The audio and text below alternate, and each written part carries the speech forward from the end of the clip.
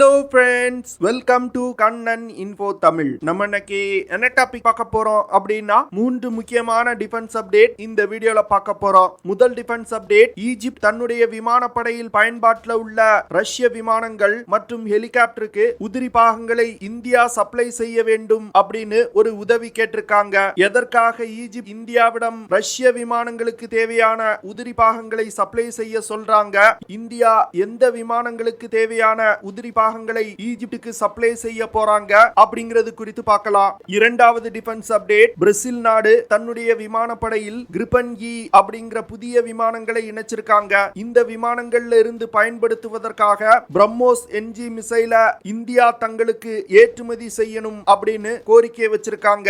Brahmos-NG மிசைல Brazil எதற்காக வாங்குறாங்க, இந்த மிசைலோட சிறப்பு அம்சங்கள் என்ன அப்படிங்கிறது குறித்து பார்க்கலாம். மூன்றாவது டிஃபென்ஸ் அப்டேட், இந்தியாவின் தனியார் ஆயுத தயாரிப்பு நிறுவனமான கல்யாணி ஸ்ட்ராட்டஜிக் சிஸ்டம் லிமிடெட் நிறுவனம் இந்திய ராணுவத்துக்கு தேவையான mine protected high mobility armoured personnel carriers supply செய்ய ஆரம்பிச்சிருக்காங்க. இந்த பர்சனல் கேரியர்ஸ் எதற்காக இந்தியா தன்னுடைய படையில் இணைக்கிறாங்க, இந்த ஆர்மர்ட் பர்சனல் கேரியர்ஸ் இந்தியா எங்க டிப்ளாய் செய்ய போறாங்க, இதோட செயல்திறன் என்ன அப்படிங்கிறது குறித்து நம்ம டீடைலா இந்த வீடியோல பார்க்கலாம். நம்ம சேனல்ல டிஃபென்ஸ் ரிலேட்டடா தினம் ஒரு வீடியோ பப்ளிஷ் பண்ணிட்டு இருக்கோம். உங்களுக்கு டிஃபென்ஸ் ரிலேட்டடான செய்திகளை உடனுக்குடன் தெரிஞ்சுக்கிடணும்னா நம்ம சேனலை சப்ஸ்கிரைப் பண்ணி சப்போர்ட் பண்ணுங்க. நீங்க பண்ற ஒவ்வொரு சப்ஸ்கிரிப்ஷனும் எனக்கு அடுத்தடுத்த வீடியோஸ் போடுறதுக்கு ஒரு மோட்டிவேஷனா இருக்கும். உக்ரைனுக்கும் ரஷ்யாவிற்கும் தொடர்ந்து 8வது மாதமா போர் நடந்து கொண்டிருக்கு. இந்த சூழ்நிலையில அமெரிக்கா மற்றும் ஐரோப்பிய நாடுகள் ரஷ்யா மீது கடுமையான பொருளாதார தடைகளை விதிச்சிருக்காங்க.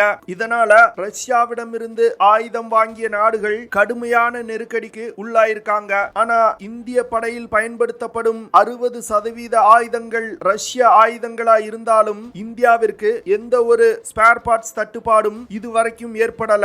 ஏன்னா இந்தியா பெரும்பாலான ரஷ்ய ஆயுதங்களுக்கு தேவையான உதிரி பாகங்களை உள்நாட்டிலே தயாரித்து வர்றாங்க.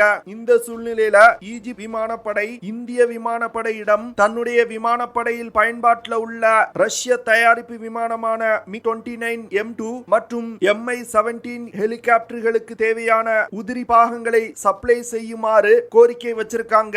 ஈஜிப்ட் விமானப்படையில் 44க்கும் மேற்பட்ட Mi-29 M2 விமானங்கள் மற்றும் 60க்கும் மேற்பட்ட Mi-17 டிரான்ஸ்போர்ட் ஹெலிகாப்டர்கள் பயன்படுத்தப்பட்டு வருது. ஈஜிப்ட் ரஷ்யாவிடம் இருந்து உதிரி பாகங்களை இறக்குமதி செஞ்சா அமெரிக்கா தங்கள் மீது பொருளாதார தடை விதிக்கும் அப்படின்னு ஈஜிப்ட் பயப்படுறாங்க. இதனால ஈஜிப்ட் விமானப்படை தங்களுக்கு ஸ்பேர் பார்ட் சப்ளை செய்யும்படி இந்தியாவிடம் கேட்கிறாங்க. ஈஜிப்ட் விமானப்படை பயன்படுத்தி வரும் Mi-29 M2 fighter ஜெட்ல கமோகா RD-33 serious 3 இன்ஜின்கள் பயன்படுத்தப்பட்டு வருது. இந்த இன்ஜினை இந்தியாவின் HAL நிறுவனம் இந்தியாவிலே தயாரிக்கிறாங்க. அதே போன்று இந்திய படைகள்ல பயன்பாட்டில் உள்ள Mi-17 டிரான்ஸ்போர்ட் ஹெலிகாப்டர்களுக்கு தேவையான உதிரி பாகங்களையும் இந்தியா உள்நாட்டிலே தயாரித்து வர்றாங்க. இதன் காரணமாக தான் ரஷ்ய ஆயுதங்களை பயன்படுத்தும் நாடுகள் இந்தியாவிடம் உதவி கேட்கிறாங்க.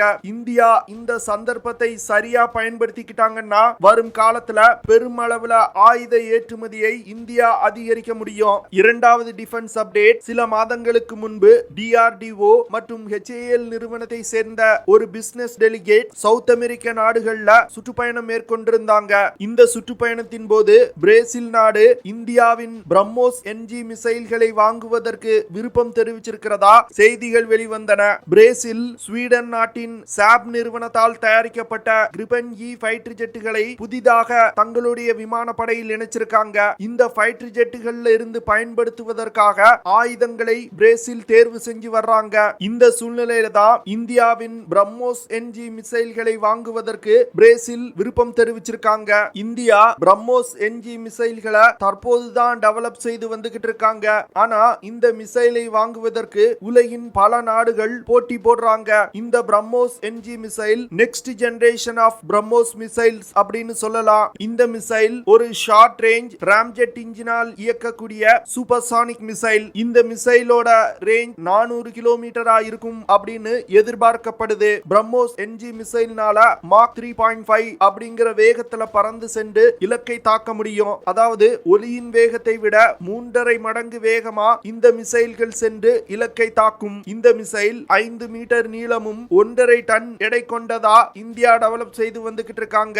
Brahmos-NG மிசைல் தற்போது இந்திய படையில் பயன்பாட்டில் உள்ள பிரம்மோஸ் மிசைல்களை விட 50% எடை குறைவா இருக்கும். இதற்கு காரணம் Brahmos-NG மிசைல் அதிக காம்போசிட் மெட்டீரியல்களால் உருவாக்கப்பட்டிருக்கு. இதனால ரடார் சிஸ்டங்கள்னாலையும் இந்த மிசைல எளிதா கண்டுபிடிக்க முடியாது. இந்தியா பிரம்மோஸ் மிசைல 4 வேரியன்ட்களா டெவலப் செய்து வந்துகிட்டு இருக்காங்க. அதாவது தரை, போர்க்கப்பல்கள், சப்மரின் மற்றும் விமானங்கள்ல இருந்து இந்த மிசைலை பயன்படுத்தும் வகையில இந்தியா டெவலப் செய்து வந்துகிட்டு இருக்காங்க. பழைய பிரம்மோஸ் மிசைல்ல மெக்கானிக்கலி ஸ்கேண்டரே ரடார் பயன்படுத்தப்பட்டு வருது. ஆனா இந்த புதிய Brahmos-NG மிசைல்ல அதிநவீன AESA ரடார் சிஸ்டம் இணைக்கப்பட உள்ளது. இதனால இந்த மிசைல் இலக்கை மிக துல்லியமா தாக்கும். Brahmos-NG மிசைல இந்திய விமானப்படையில் பயன்பாட்டில் உள்ள Su-30 MKI போர் விமானம், MiG-29K, LCA தேஜஸ் MK1, LCA தேஜஸ் MK2 போன்ற அனைத்து விமானங்களையும் பயன்படுத்தும் வகையில டெவலப் செய்யப்பட்டு வருது. இந்தியா P-75I திட்டத்தின் கீழ் உருவாக்க உள்ள சப்மரீன்கள்ல இந்த Brahmos-NG மிசைல்களை இணைக்க இந்தியா திட்டமிட்டிருக்காங்க. Brahmos-NG மிசைல்களை அதிக அளவுல தயாரித்து ஏற்றுமதி செய்வதற்காக உத்தரப்பிரதேஷ் மாநிலத்துல பிரம்மோஸ் ஏரோஸ்பேஸ் நிறுவனம் ஒரு மிகப்பெரிய தொழிற்சாலையை கட்டி வர்றாங்க. இந்த தொழிற்சாலை கட்டி முடிக்கப்பட்டவுடன் இந்த தொழிற்சாலையிலிருந்து 400 Brahmos-NG மிசைல இந்திய விமானப்படைக்கு சப்ளை செய்ய போறாங்க. இந்திய விமானப்படையில் பயன்பாட்டில் உள்ள Su-30 MKI போர் விமானத்தினால 3 Brahmos-NG மிசைல்களை எடுத்து சென்று தாக்குதல் நடத்த முடியும். அதுவே இந்திய விமானப்படையில் பயன்பாட்டில் உள்ள மற்ற விமானங்கள்னால ஒரு பிரம்மோஸ் மிசைலை எடுத்து சென்று தாக்குதல் நடத்த முடியும். மூன்றாவது defence update, Kalyani strategic system limited அப்படிங்கிற தனியார் ஆயுத தயாரிப்பு நிறுவனம் கல்யாணி MK4 அப்படிங்கிற mine protected high mobility armoured personnel carriers இந்திய ராணுவத்திற்கு சப்ளை செஞ்சிருக்காங்க. இந்த நிறுவனத்திற்கு இந்திய அரசாங்கம் 178 கோடி ரூபாய்க்கு 2021 வருடம் இந்த ஆர்டரை கொடுத்திருக்காங்க. இந்திய ராணுவம் இந்த Kalyani MK4 armoured personnel carriers emergency procurement முறையில வாங்குறாங்க. இந்த Kalyani M4 mine protected high mobility armoured personnel carriers பிரத்யேகமா கன்னி வெடிகள் புதைக்கப்பட்ட பகுதிகளில் பயன்படுத்துவதற்காகவே டிசைன் செய்யப்பட்டிருக்கு. இந்த வாகனத்துல இருக்கும் பொழுது கன்னி வெடிகள் வெடித்தால் கூட வீரர்களுக்கு பாதிப்பு ஏற்படாது. இதனால இந்த வாகனங்களை பயன்படுத்தி எதிரிகளின் எல்லைக்குள் ஊடுருவி சென்று தாக்குதல் நடத்த முடியும். அது மட்டும் இல்லாம கல்யாணி M4 வாகனத்தை India line of actual control பகுதியில பயன்படுத்த போறாங்க. இந்த வாகனங்கள் இந்திய சீன எல்லையில் பிரச்சனை ஏற்பட்டவுடன் இந்திய வீரர்களை ஒரு இடத்திலிருந்து இன்னொரு இடத்துக்கு அதிவேகமா டிரான்ஸ்போர்ட் செய்ய வேண்டிய சூழ்நிலை இருந்தது. இதற்கு இந்தியா ரஷ்யாவிடம் இருந்து வாங்கிய ஆர்மர்ட் பர்சனல் கேரியர்ஸ் பயன்படுத்தி வந்தாங்க. ஆனா ரஷ்ய ஆர்மர்ட் பர்சனல் கேரியர்ஸ் மிகவும் பழையது. இதனால இந்த கேரியர்களால் லைன் ஆஃப் ஆக்சுவல் கண்ட்ரோல் பகுதியில சிறப்பா செயல்பட முடியல.